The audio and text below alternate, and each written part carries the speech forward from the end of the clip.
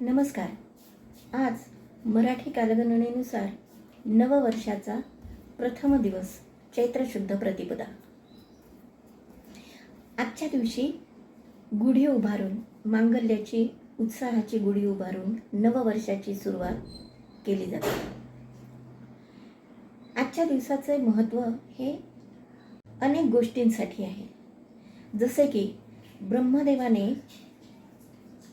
मनुष्याची उत्पत्ती केली तो हाच दिवस.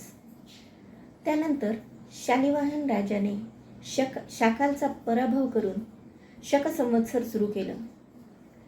तसेच श्रीरामांनी 14 वर्षांचा वनवास संपवून अयोध्या नगरीत सीतेसहित प्रवेश केला.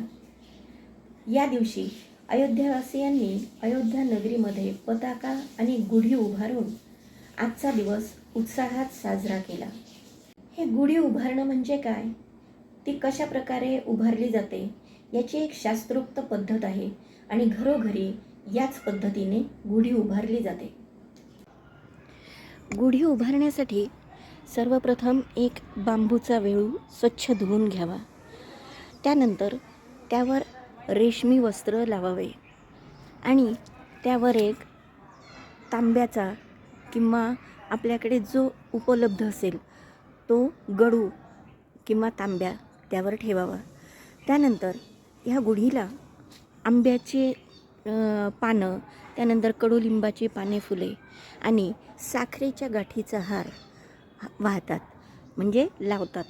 तसेच फुलांचा हार, माळा ह्या गुढीला लावतात आणि सुशोभित करतात. त्यानंतर ह्या गुढी देवतेची पूजा करण्यासाठी खालील साहित्य वापरतात. सर्वप्रथम एका वस्त्रावर श्रीफळ ठेवून शेजारी ओटीचं साहित्य ठेवतात. म्हणजेच तांदूळ, श्रीफळ, नारळ, सुपारी, हळकुंड, बदाम इत्यादी.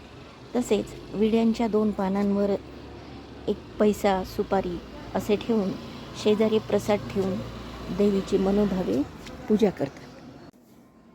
मराठी नववर्षाच्या पुन्हा एकदा सर्वांना हार्दिक शुभेच्छा. व्हिडिओ आवडला असल्यास लाईक व कमेंटद्वारे तसे कळवा.